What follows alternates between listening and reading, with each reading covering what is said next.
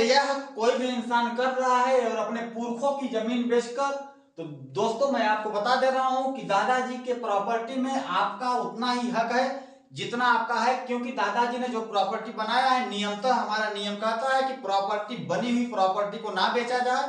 जो बाबा दादाजी की प्रॉपर्टी है वो हमें अमानत में मिली है और हमें भी उस अमानत को बाद में छोड़ देना है।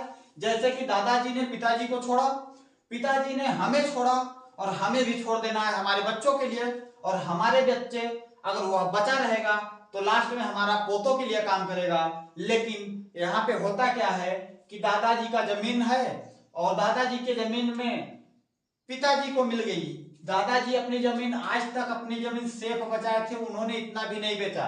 लेकिन पिताजी के जब हाथ में आई तो पिताजी हमारा शादी करने के चक्कर में, हमें गाड़ी लेने के चक्कर में, घर बनाने के चक्कर में और मस्ती और आजादी के चक्कर में पिताजी ने जमीन को बेचना शुरू कर दिया।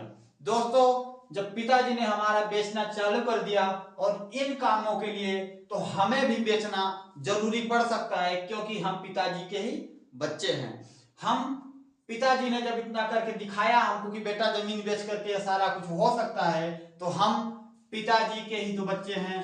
दोस्त हम क्यों इतना मेहनत करें, जो कि हमें यह सब कुछ करने के लिए दिन रात काम करना पड़े, मेहनत करना पड़े, हार्ड वर्क करना पड़े। इससे बढ़िया है कि पिताजी ने हमारा रूल अपनाया है, जो पिताजी करके निकले हैं। दोस्त जब हमारा समय होगा, जब ये हमारा शादी किए तो इनकी उम्र लगभग 40 से 50 साल के बीच रही है, लेकिन जब हम अपने बच्चों की शादी करेंगे तो इनकी उम्र लगभग 70 प्लस होगी। तो दोस्तों इनकी तो कैपेसिटी गई, अब आ गए हम। जब हमारा हुआ तो इसी दादाजी की प्रॉपर्टी को फिर उठाएंगे हम, और करेंगे क्या, हम भी इन्हीं सब कुछ को सेम दोबारा फिर रिपीट कर देंगे। जब हम दोबारा रिपीट कर देंगे तो यह धीरे धीरे, मान के चलिए 100% है, तो यह धीरे धीरे पिताजी ने 25% यूज कर दिया। दोस्तों आपको मैं समझाने के लिए बता रहा हूं कि कैसे यह सब कुछ संपत्तियां, अचल संपत्तियां खत्म हो जाती हैं। किसी भी इंसान की मति अगर भ्रष्ट हो जाए तो वह कैसे अपना विनाश खुद कर लेता है। हमारा बेटा भी क्या करेगा, हमारा बेटा भी यही काम करना चालू कर देगा।